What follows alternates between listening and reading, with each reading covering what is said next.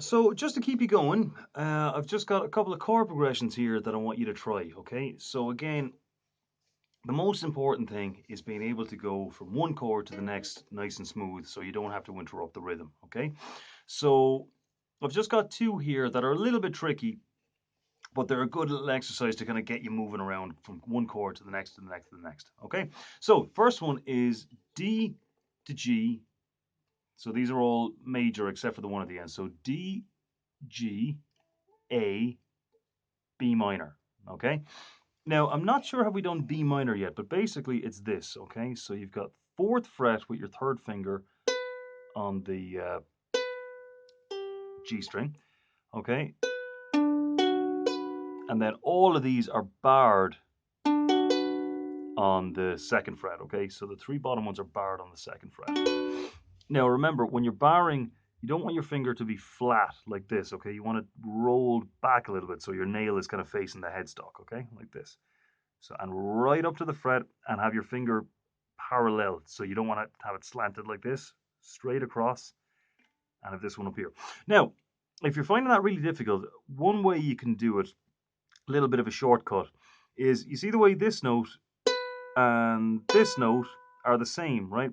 So what you can do is you can bar it in such a way that this finger here touches this one. So basically, if you're not going to hold this string down on the fourth fret, then you don't want to hear it at all, right? Because you can't just leave it open like that.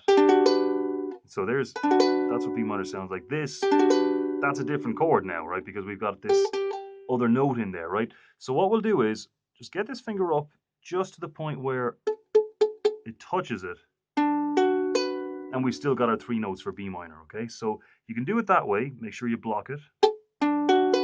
Or the full way to do it is get the third finger, or the fourth if you like, and there we go, okay? So the chord progression then sounds like this. So D, G, A major, and B minor. So D, G, A major, and then B minor. So you can do it whatever speed you like, okay? And make sure probably a bit slow at first, okay? Particularly with that nasty B minor, okay? So one more time. And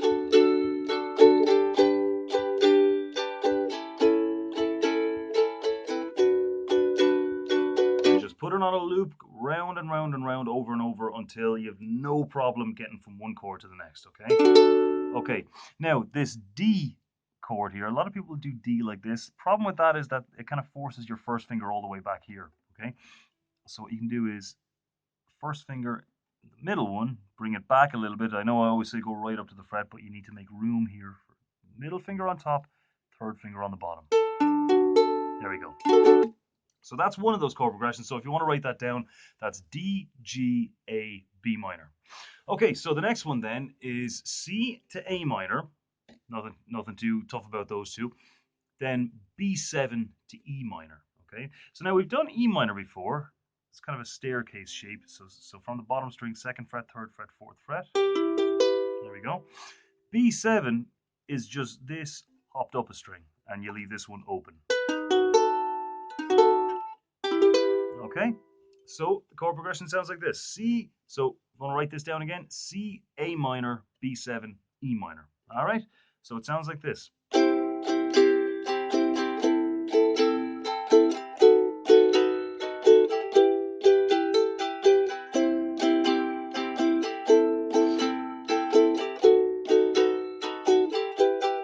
One more time.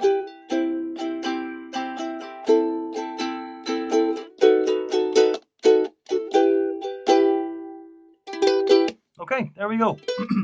so they sound good together, and they're a little bit on the trickier side. Okay, obviously not C and A minor. That's easy for us now. We've gotten over that.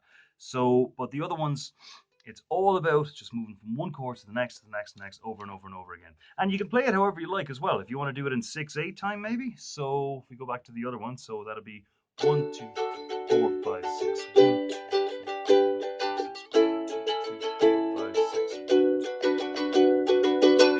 Or if you want, you could pick it. So that'd be, so if you go on to the other one, C to A minor.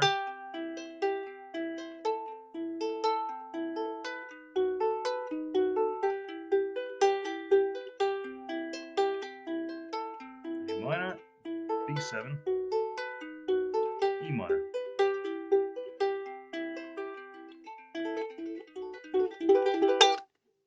Okay, and keep the picking up as well. See how fast you can get that on the metronome as well. I know that's always fun to kind of just go up 5 BPM at a time. And but remember, make sure it's always steady. Okay, speed is always the last thing you worry about. I keep saying that, but it's true. Okay, so and any other chord progressions you want as well, even a G diminished 7, even one of those creepy sounding ones.